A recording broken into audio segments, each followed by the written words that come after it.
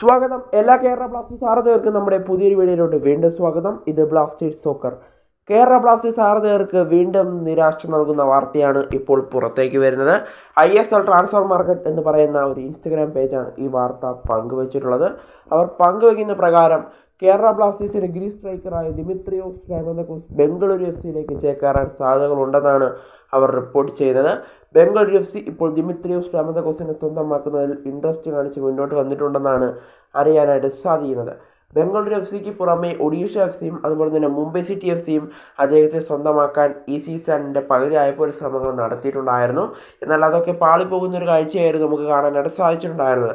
എന്നാൽ ഇപ്പോൾ ബംഗളൂരു FC ഇപ്പോൾ വലിയ രീതിയിൽ തന്നെ ദിമിയെ സ്വന്തമാക്കാൻ ശ്രമങ്ങൾ നടത്തുന്നുണ്ടെന്നാണ് അറിയാനായിട്ട് സാധിക്കുന്നത്. ഹ്യൂഗോ ബോമസ് എന്ന് പറയുന്ന ISLലെ എക്കാലത്തെയും മികച്ച മിഡ്ഫീൽഡറിനെ അവരിപ്പോൾ സ്വന്തമാക്കിയുള്ള വാർത്തകൾ പുറത്തേക്ക് വരുന്നുണ്ട്.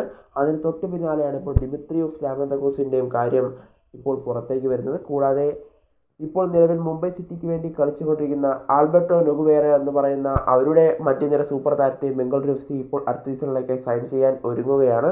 അതിന് പിന്നാലെയാണ് ഇപ്പോൾ ദിമിത്രിയോസ് സ്റ്റാമന്തോസിനെ സ്വന്തമാക്കാനായി ശ്രമങ്ങൾ അവർ നടത്തി വരുന്നത്.